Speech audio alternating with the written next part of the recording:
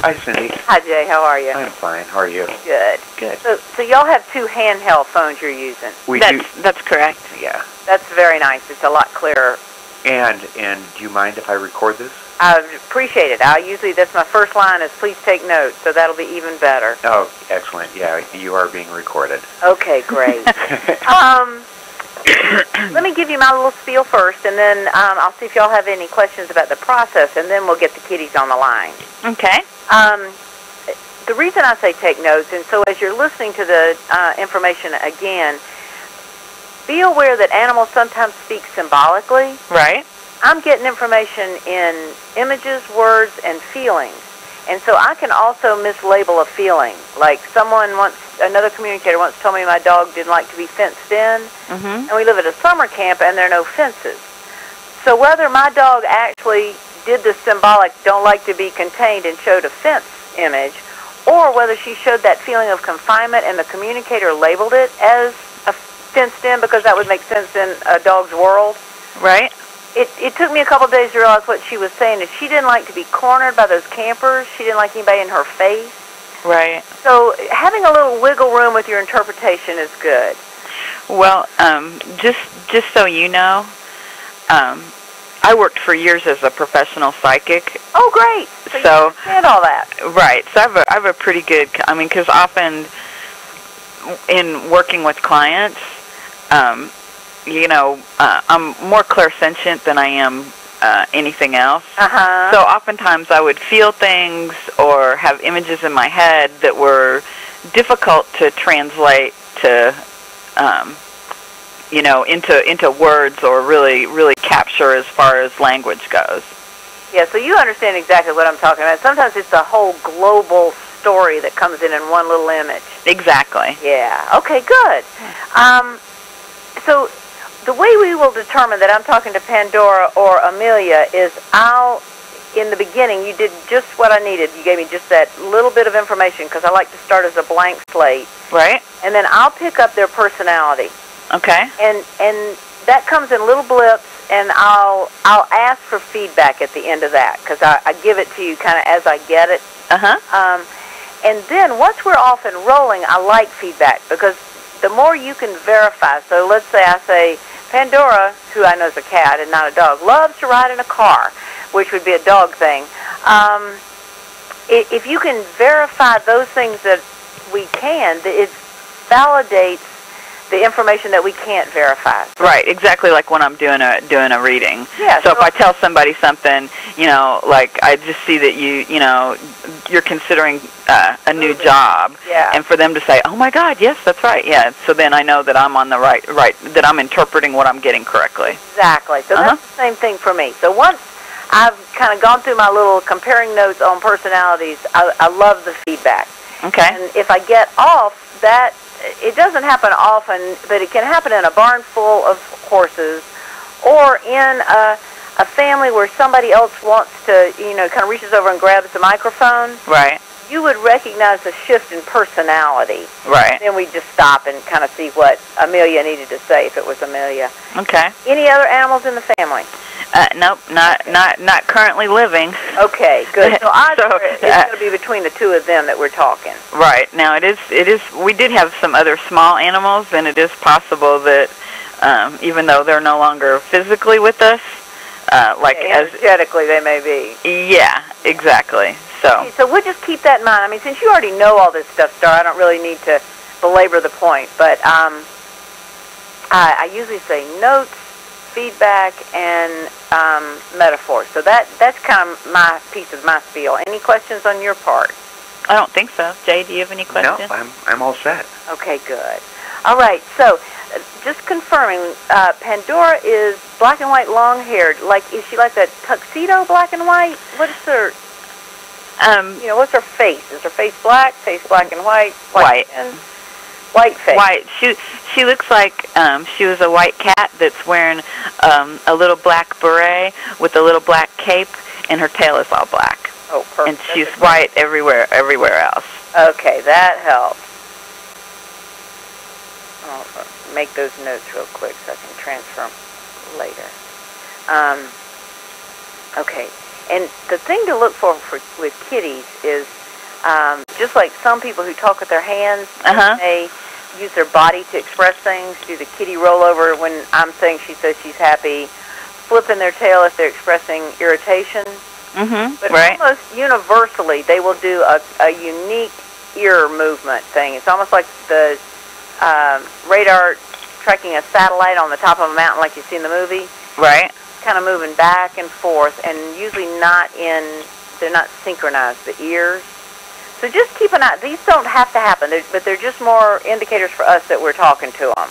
Okay. And well, I think that they're both kind of aware, because right now Amelia is looking like she's walking around looking like if there was something in the house. Right. What's going on? Okay. Right. Yeah. She's definitely.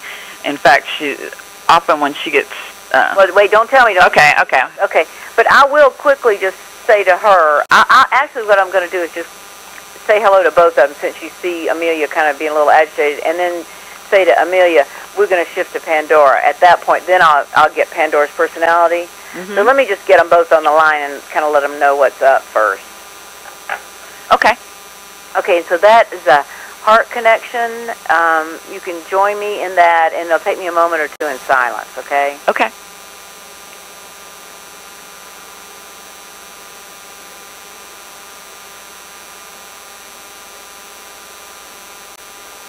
So little Miss Amelia says, well, we're very agitated here. And I'll say, I'd love to talk to her about that.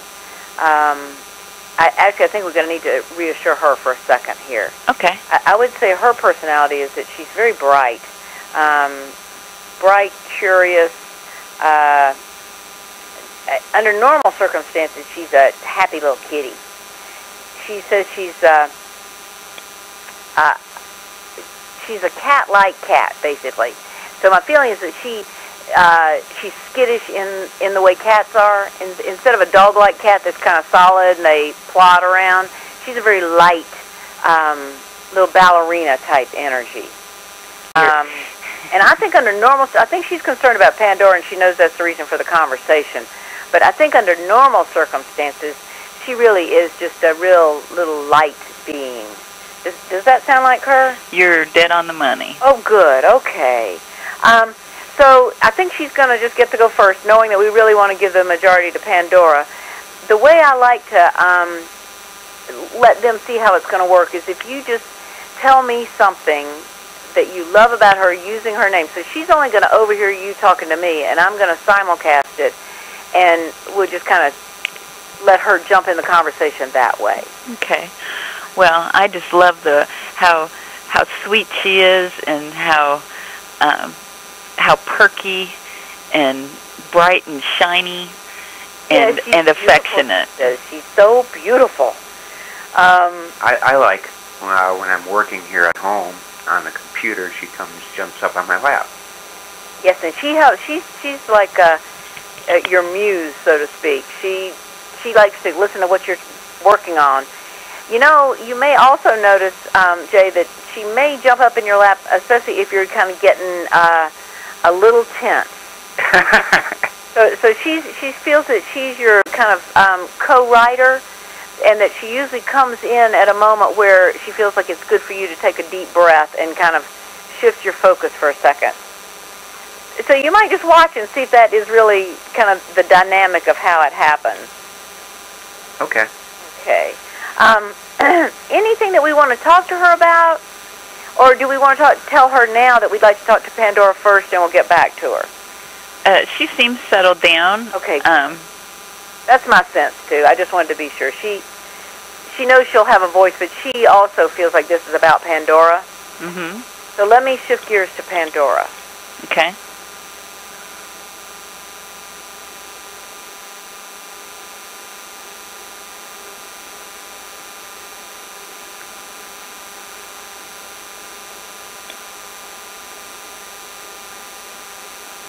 It's a very dear, sweet kitty. She's pretty serious and subdued right now. I'm gonna follow this a little bit, and then we'll get back to the general personality. Okay.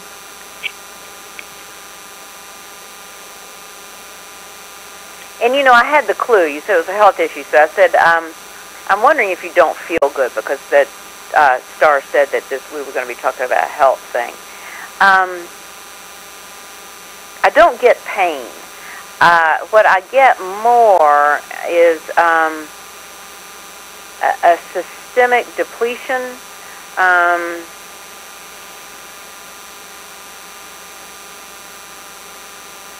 She says, it's like draining, could be draining life force, or it could be that we're talking really, literally fluids in her body. I'm going to see if she can give me a little more specifics than that. I do feel a little pressure in her chest. She says that she's kind of giving me a little rundown. Mouth feels fine. Neck can be a little tense. Almost feels like the real issue is digestive.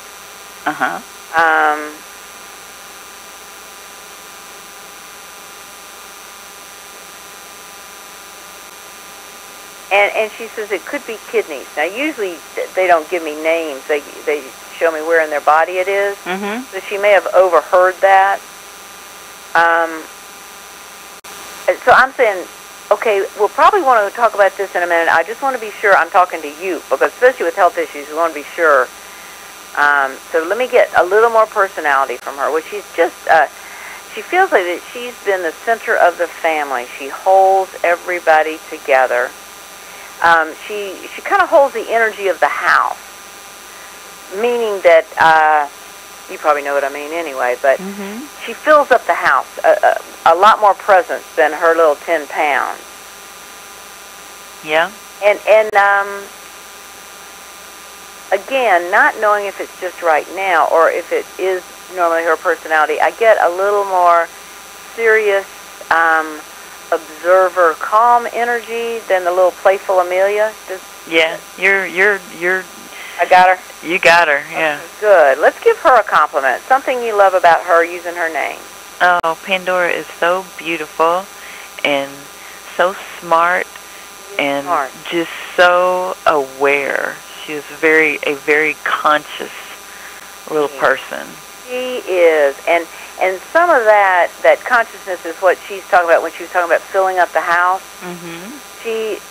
Your family is her purpose, so to speak. Yes. So it would seem to me that she's ready to talk about what's going on. Did the physical things that she showed me match what y'all are aware of? Yes. Okay, good. Well, let's just jump in here then. I feel confident that I have her on the line. Why don't you tell me, and I'll simulcast to her, you know, what you're aware of is going on, and then we'll go from there. Okay. Well, she was very sick last week. She was throwing up and had diarrhea, and we had to take her to the vet, which she was very, very good at the vet. Yeah, she's a good girl, she says. I mean, she kind of went in, she retreated inward is how she put it. She just kind of froze. She really did her best to cooperate. Well, so they ran all of these tests. They did blood tests, and her white blood cell count was very low. And at first they wanted to do a biopsy of her stomach and of the bone marrow, which I kind of have a hard time with that. So does she. You read her right on that. But now they're talking about doing an ultrasound. Non-invasive. I'm just telling her that too. Right. And we're considering that, but more than anything, we wanted to know what she wanted, because if she's, I mean, if it's cancer, I just don't believe that I can put her through. Yes. That, and so I need to know. Jay and I need to know what she wants. Okay, so when I was getting a sense of draining life force, she's more. Let me find this right. I get this feeling of a flat kitty. So she is. You're seeing her be less energetic. Yeah, that's definitely true. Okay.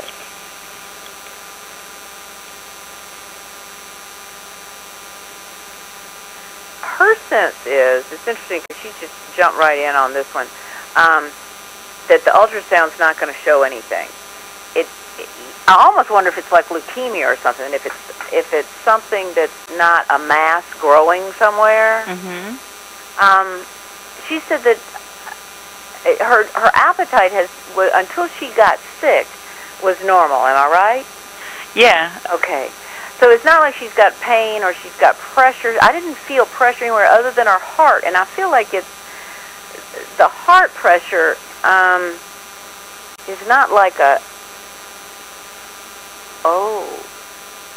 could be fluid around her heart. Right, like in the pericardium. Yeah, I bet that's what it is. I've only felt that one other time that that could be confirmed. And it's not a painful feeling. It's a feeling of fullness.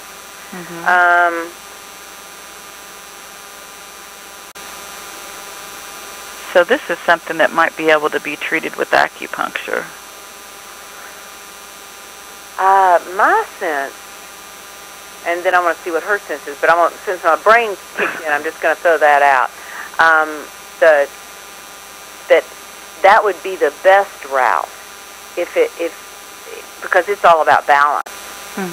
If it were cancer, acupuncture certainly won't hurt, and is not something that's going to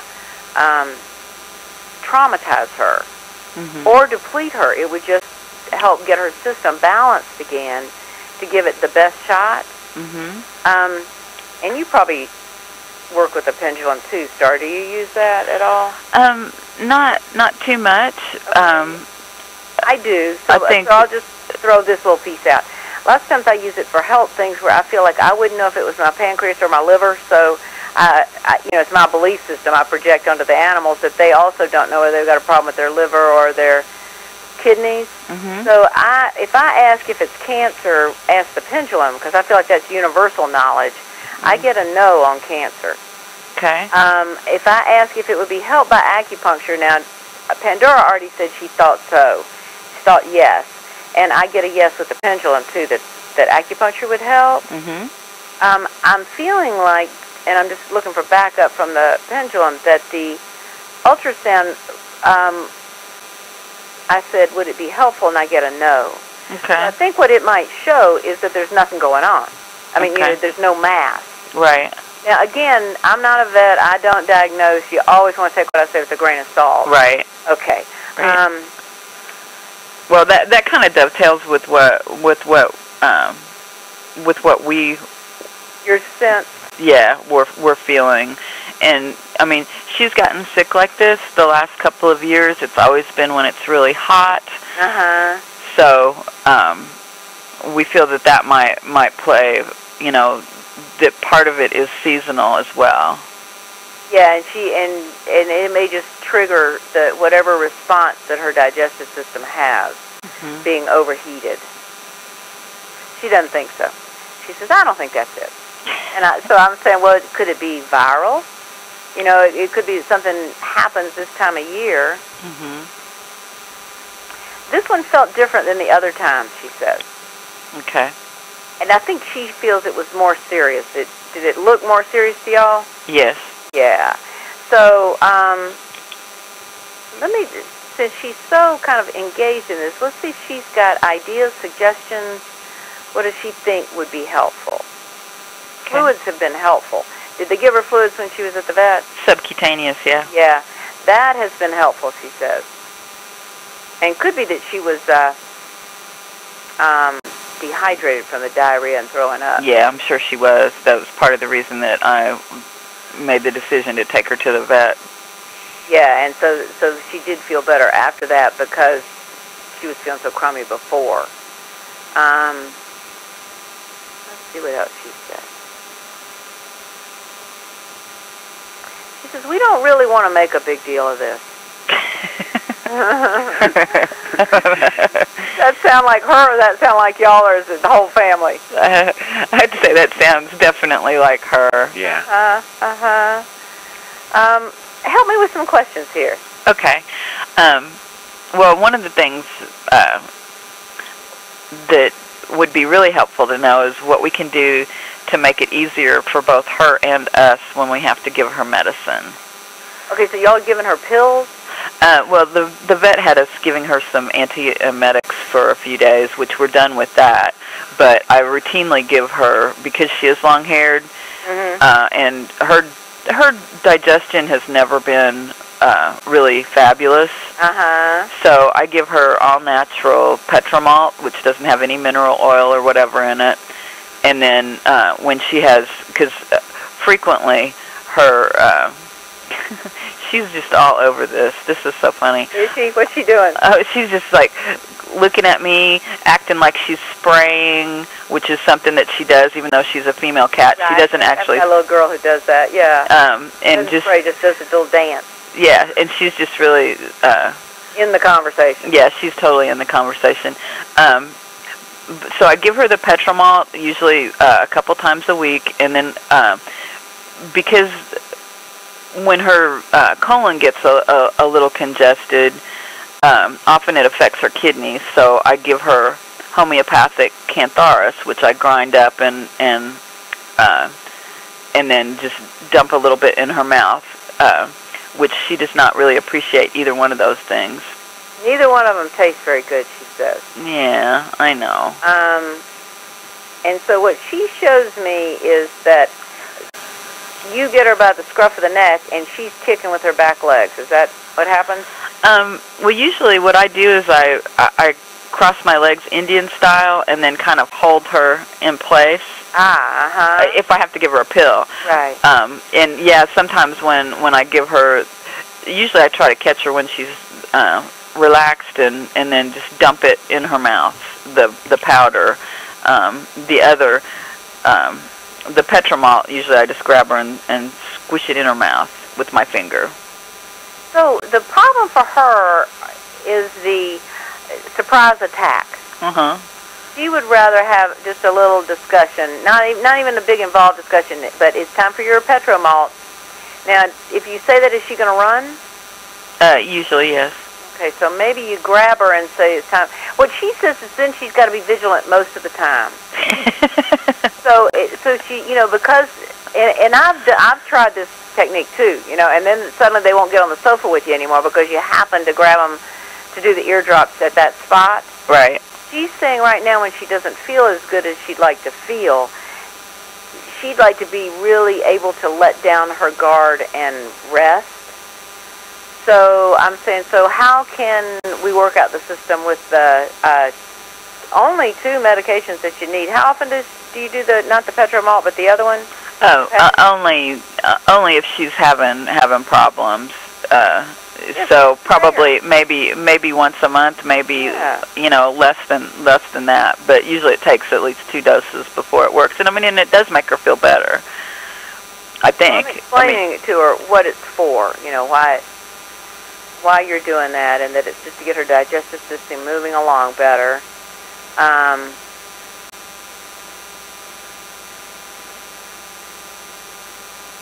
So tell me how you'd like her to act, because she doesn't feel like she puts up that big a fight and it's over pretty quickly. Well, it is over pretty quickly. And it may be your style that works in that sense, that it's over quickly. But what does she do that you see as resisting? It's not kicking with her back legs? Well, she does. Usually, she tries to put. She's. Both of them are fully armed. And good. And she's. She's 10 pounds, so she's a force of nature when it comes to. If she doesn't want to do something, you can just forget it. We've had medications in the past that I just gave up on being able to give her because she was not having it. I would just, if she would just be calm, then it would be much easier because it's inevitable. She's going to get the medication. So if she would be calm and just take it, then that would make both of our lives much easier. Okay, so again, I think it is a surprise attack that gets her adrenalized. Okay. So maybe we could say to her,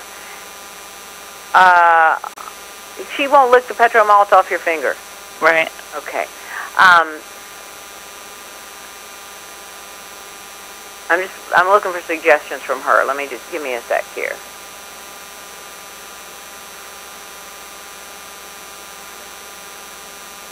have you tried putting it in a pill pocket? Yeah, usually she won't take it at all. If it's, you know, I mean, because I used to try mixing it in her food. I've tried pretty much everything. Yeah, I ran the food by her, and she went, no, that won't work. And so I thought that the image I got was like you put it in the kind of in the center of the little pill pocket, kind of squeeze that stuff in there, and that she would start licking the pill pocket, and then it would just go in because kind of how the pill pocket adhered to her tongue got it in her mouth. Mm-hmm. I guess what she's saying, Star, is that while it's not a big deal, and that doesn't taste that bad. I think it's the homeopathic that tastes bad. Mm-hmm. What happens to her is the adrenalized piece is why she fights back. So if there would be a way, it's okay with her if you just got her by the back of the neck and put it in, but it's the, somehow it becomes quickly a wrestling match. Right. And is that her? I mean, can we tell her that all she's got to do is just relax, and you'll put that right in her mouth, and she'll swallow it, and it'll be a done deal? Yeah, yeah. She thinks the best place for giving it to her, it translates into my house. It's just up on top of the dryer where I have my kitty's food. Mm-hmm. There's a little kind of rubber-backed rug sitting up there. Mm-hmm. So what I'm getting from her is that, you know, if you just kind of catch her up there, but not surprise her, maybe pick her up and say, it's time for your Petro malt, put her on there, and get a hold of the scruff of her neck, and then with the other finger just push that little dollop right in her mouth. And then I feel like what she's saying is if she's up high, she's less likely to wrestle with you, and it'll make it easier for you to get it kind of on the first try. It's almost like a lift, plop down, grab the back of the neck, stick this in her throat, let go of the neck, kind of scruff up her little back a little bit, and then it's done. Okay. Does that sound like something worth attempting? Yeah. The other thing that I learned from a home visit vet for cats is if you put them in the bathroom sink, it's something about the way the sink is shaped, it becomes a container for the kitties. See, I don't think that'll work for her. She really is unhappy with bathrooms and sinks and water in general. Yeah, okay, so don't even try that. Yeah. I think she wants the flat surface that she was giving me initially. Usually I sit on the floor in the kitchen, or if she's on, we have high chairs around our dining room table and our breakfast nook. And so that may be what she's suggesting. Yeah. I think it's not, she doesn't want to be sitting in your lap. She'd rather be on a solid surface. And who knows, maybe a little bit of her scramble is trying to get away without ripping you to shreds. And yeah, I'm sure she's always been very judicial in the use of her claws. So let's try that and see if that solves it. Okay. Okay. What else on your list for her? Well, she doesn't poop in her litter box anymore. She goes right next to it, and we were wondering about that. It got very messy in the litter box, is what she said. So I'm thinking when she had diarrhea. It was after Amelia came to live here, she quit using the... Okay, well then that line would also work. It got very messy in the litter box because Amelia was using it. And do they have two of them? We have 3 litter boxes. Yeah, so that shouldn't be an issue. No, but she always goes right next to the same one. And I've noticed in the past when she's having issues that often that's the case. But Amelia needs to get in there first, no matter what. I mean, if we clean the litter box, she jumps in there right away. Okay, so it really, what Pandora's saying does make sense in terms of she can't find the clean litter box that she used to find. And I do think now she's decided the most efficient thing to do is she goes in there to pee, she says. Wait a minute. Yeah, she's very good at that. Yeah, and what she says is she doesn't cover her pee up. She just pees and it absorbs. but the pooping requires digging around in there, and if somebody's been in there before her, it is distasteful to her. How can we work with that? Is it a problem that she poops outside, or is it not really lying her around outside? See, I'm thinking if it's a non-issue and she's dealing with all these other things, it might be that's know why, and just go, oh well, this is. Yeah, that's pretty much what we've been doing. We'd rather have her poop outside rather than pee. Yeah. Exactly. And so, I mean, I could tell her that she could. The other option would be she can poop in the box and just don't bother to cover it. That y'all will take care of that, just like you do when she goes outside. Mhm. That's what she used to do. She's never been a coverer. Cover-upper. No. No, and I always figured it was because she didn't like to get it on her little dainty hands. She's very delicate, exactly. And so then you add somebody else's leftovers in there, and she really doesn't like it. Yeah. So why don't I say you appreciate her peeing in the litter box, and that you'd be happy to just clean that litter box out if she would like to use it to poop without covering anything up. Yeah, that's good. She'll give it a try. The timing is tough. You're right. Amelia's always in there first, and I think Amelia uses the litter box more often than Pandora. Possibly, yeah. And so Pandora's kind of looking for... These things can't be rushed, she says. She's looking for a little privacy also. So, you know, it could be that Amelia kind of lurks around outside those litter boxes. She does, and when she first came to live here, she liked to get in the stall shower in that bathroom, and then perpetrate a sneak attack while Pandora was in the litter box. So Pandora's backed up on everything she says. I mean, it's like, yep, that's true. We'd also like to know how she feels about Amelia. A little puzzled. I want to pursue that. She didn't think you needed her. So she's wondering why y'all brought Amelia in. And she's fine, too. You know, so what she's saying is that this is not her kindred spirit. Amelia is a little happy light being. She's a little bit of a pest to Pandora. Yeah. And so she's, you know, Pandora was happy with the way things were. I feel like there was another animal who passed on. Yeah. That Pandora was a friend of Pandora's. We had several. We had some dwarf hamsters that Pandora was very, very fond of. And they would get out of the cage, and she would herd them back to their habitat. Oh, how cute! How cute! But really, we got Amelia more for company for Pandora when we were gone, so she wouldn't be all by herself, and maybe give her a little work to do, somebody to manage and look after. So I think Pandora recognized your intention, but it wasn't really a good match. Okay. And again, she's not complaining. She's such a sweetie. She's not going to complain. It isn't like you brought in her best friend. You know, just their personalities are not best friend material. Okay. Well, that makes me kind of sad. Well, and that's why she keeps qualifying. I'm not complaining. She doesn't want you to be sad. You know, it's just,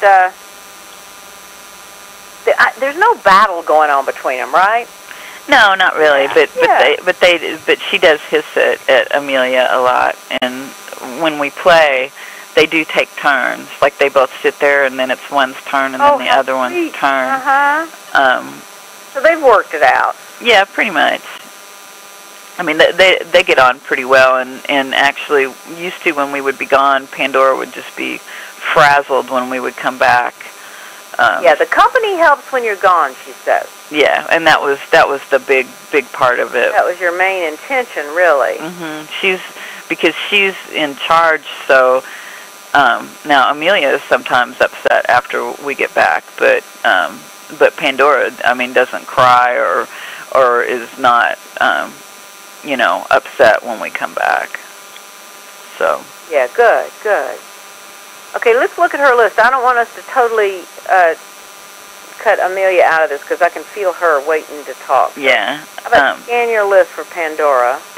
The only other thing that probably is really pertinent is we want to know if she's not a cat, who or what is she? Because sometimes we don't feel like she's a cat. You know, I get a Yoda-like feeling. Yeah. Does that match what y'all get? Kind of fairy, you know. Yeah. Gentry feeling, you know. Exactly. Mm-hmm. And also very grounded. I think of Yoda as having a grounded nature, too. Mm-hmm. She's a wise one, she says. Yeah. Okay. Good. I got a question. Uh-huh. Why doesn't Pandora want to sleep with us anymore? Not sleeping as well as she used to. And I think it might have to do with heat. Mm-hmm. It's not personal, she says. It's really more, she's looking kind of for a cool, quiet place to be. Does that match where you find her sleeping? Pretty much. I think Amelia being in the bed probably bothers her, too. Oh, yeah, and she didn't mention that, see, but she's going to be real sensitive to that now that she made you sad. So sweet. So she doesn't feel like Amelia ran her off, but it's a little crowded, which could be the same thing as kind of heat, you know, it's just... Mm-hmm. She's looking for a little more serenity when she's sleeping. And I think she's sleeping more lightly these days. Yeah. Okay, that makes perfect sense. Now, I need to ask her what she wants to say, and we must get to Amelia before we just give her a 2-second conversation, okay? All right. Okay. So let me just ask first Pandora if there's anything she wants to add. Well, you know, she says, I won't say it, but I don't really need to, how much she loves you. She says, all that's already established here. This was really more a business call. She's so cute. So I'm saying, well, just check your list then and see if there's anything that we haven't covered up. She's going to open the can of worms. End of life discussion. She felt like y'all were going to have that. Well, yeah, we had talked about it. We just hadn't quite gotten there, and I didn't want to, you know, use up all of our time. So let me just see if she can give me her Reader's Digest version of that. Okay. Well, she said it earlier. She says kind of, we don't want to make a big deal of this, and she's not looking for a lot of heroic measures. Mm-hmm.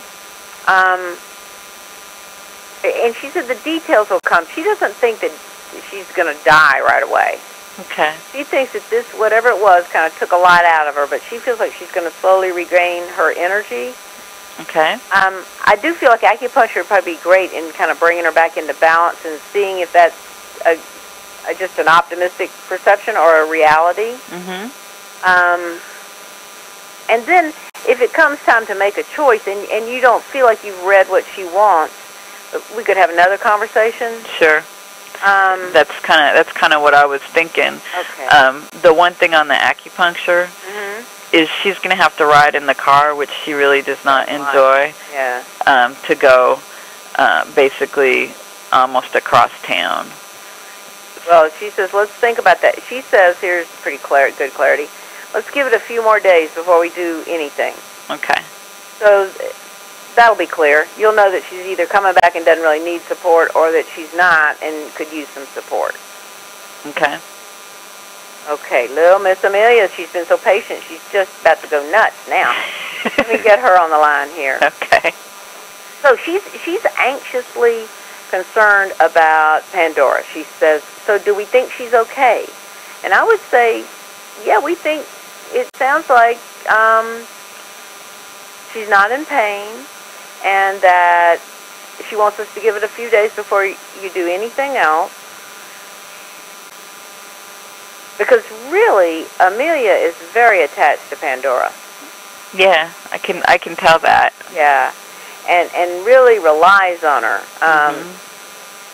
She says even though she only occasionally plays with me, she kind of rolls her eyes. She acts a little bit like a little teenager. It's like, but she really does. She's just a dear sweetheart kitty. I mean, both of them are. But Amelia is really wanted to get in this conversation more about Pandora than about herself.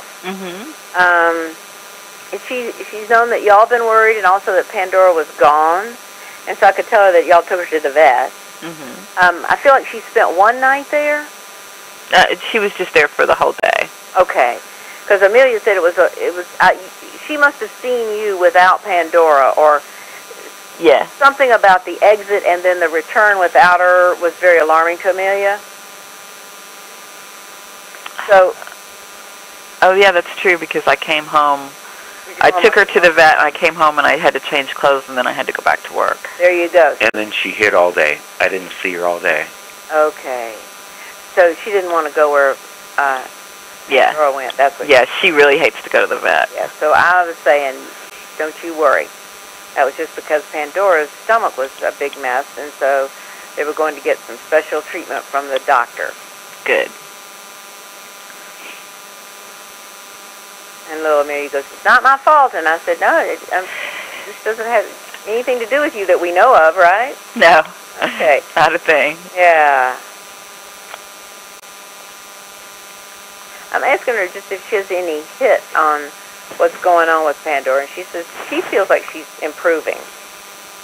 Well, that's good. She's improving digestively, right? Oh yeah. She hasn't been sick. And we stopped the antiemetics a day early just because her appetite was back, and she hates taking any kind of medication. So I think that's what Amelia needs, was a reassurance that we think she's fine, that Pandora's fine. Okay. She said, "What? Okay, so good." What Amelia said is, well, if she's not, I need to know the facts. So I'm sure you can do this, Star. I'm just going to give you my standard thing, though, about animal communication. You want to describe the behavior you want or the situation as it is, as opposed to what it's not. So Pandora has gone to the vet, and they're giving her, listen to her heart and kind of checking on her system, and she's going to rest there until we go pick her up tonight, and then we'll bring her home. As opposed to, oh, don't worry, she's at the vet, nobody will hurt her, because your mind just goes right to gruesome treatment. Right. So what Amelia is saying is she'd like more of a blow-by-blow. Okay. Just, the vet said, and I suggest that to people, just when you leave the vet, you give them a translation of what the vet said in layman's language. Because the vet often, they'll talk over the animal's head to the person. Right. And sometimes use terminology that is familiar to us but doesn't really create good images, so you don't, they may not know what that term means. Right. So I just like to go with, he said that you had some swelling in your front leg, and you're going to take this special medicine that will help take the inflammation out, and then you should be fine. So that they get the picture of why they're taking the medicine and what's going on, and I always like to end with, you'll be fine. Unless, you're not going to be fine, and then you talk about it. But in general, I think for Amelia, hearing about Pandora at this stage of the game, it would be, she went to visit the vet, and we're going to pick her up this afternoon, and she's going to come back home to you, and she should be feeling better. Okay. Yeah, Amelia her nose was really out of joint. She was hissing at Pandora when we came back, and because Pandora had the smell of the vet, and then Amelia was afraid she was going to get roped into the vet visit. Yeah, and she'd never hissed at anything until it was very scary. Yeah. Do you have Feel Away? We used to use it all the time. I haven't used it much because it hadn't really seemed to be necessary. And it might be nice in situations like that where if it ends up Pandora's going back and forth to the vet or anything, that you just hit the door jamb of a couple rooms in the house, that just let Amelia kind of get a sense of it's okay, calming down. Yeah. And, of course, you never put it on the cat, so you can't spray. Right. You can't spritz Pandora when she comes back. Yeah. There's a perfect example of what I'm saying don't do. can't spritzer. Well, we all got this little image of spraying her like with perfume. It's like, yeah, you put it on something other than the cat. Okay, what else for Amelia? I have something. Okay. Where were you the other day? We were very worried about you. Now, we're going to have to do, don't tell me the answer or give me too much, but the other day is not definitive enough for her. 2 days ago. Hides out all the time, she says. Sunday. Okay. And these are inside-only cats? Yes. Yes. Yeah, I didn't think she was outside.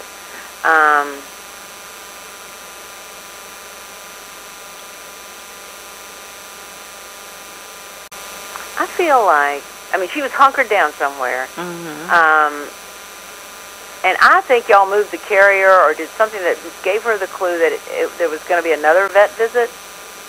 And it seems to me that she was down, I'm going to say behind the sofa, under the sofa, and or in the closet. The place that she's showing me was dark, and she couldn't really see out. And the thing that she could be aware of is when you moved into the area, and it was your feet moving. So it makes me wonder if she was in the closet and you step into the closet and wouldn't see her, or if you were moving back and forth in front of the sofa. It seems like you were thoroughly searching, according to her. Looked right past me.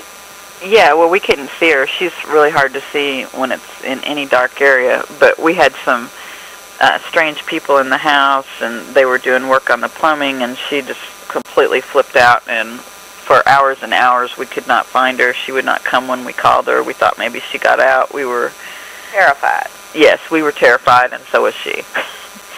We were. Find out where she was? She just came out. We were in tears. We thought we lost her. Yeah. Okay, so let me tell her that when y'all start calling like that, you are safety. So if there were someone in the house, you're either calling her to move her into your room and shut the door, or you're calling her to tell her that the people have left. Either way, it's very important that she come when you call her. Yeah, those people smelled a little bit like oil, and there was I feel like a toolbox, something, you know, they were clanging and banging a lot. Yeah, they were. Uh-huh. And I wasn't here. So she scooted into this place and just hunkered down. But she knew you were looking for her, but she just didn't know it was safe to come out. She might really benefit from a little calling and give a kitty treat training, because, you know, if you had a tornado and you needed to get her out of there, you need to be able, she needs to come.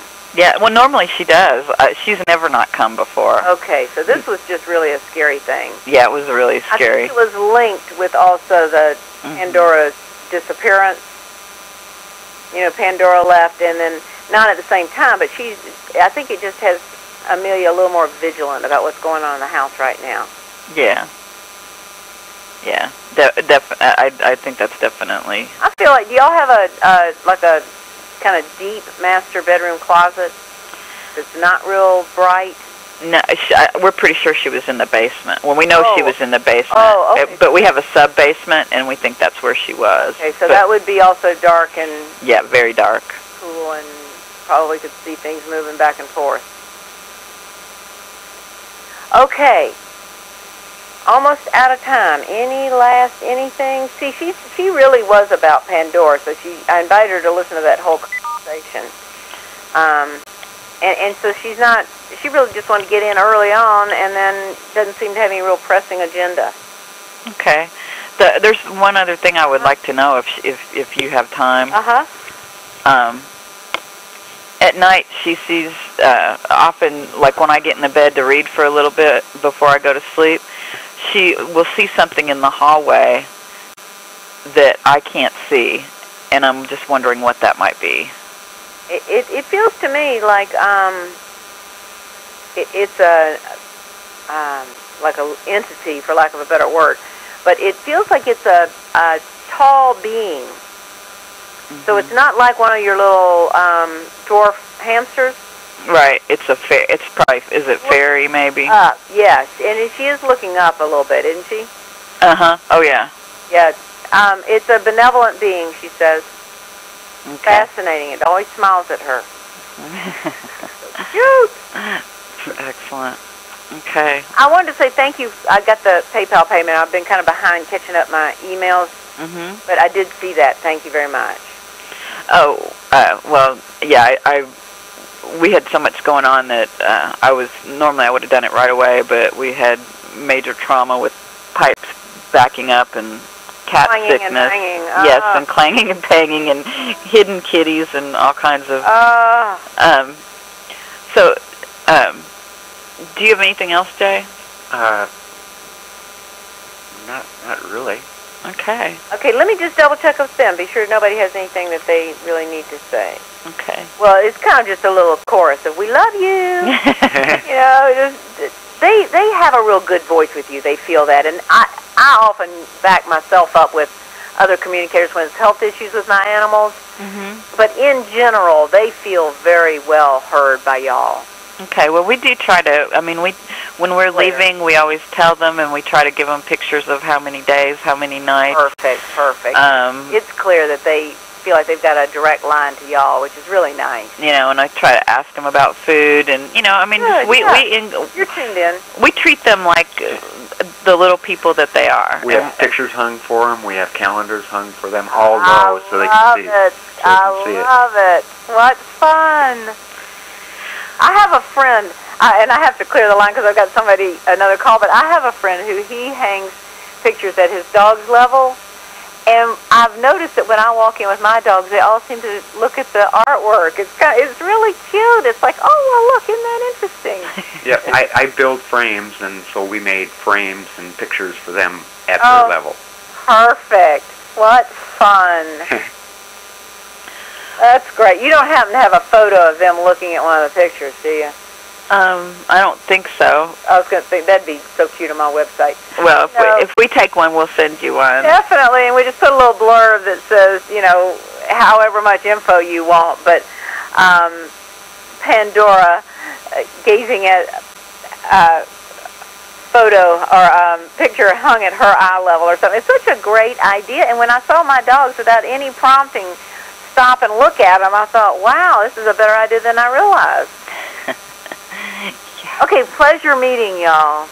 It was a pleasure meeting you too, Cindy, and we may be talking to you again in the future. And thank you so much. Okay. And thank you. Thank you. Bye-bye. Bye-bye.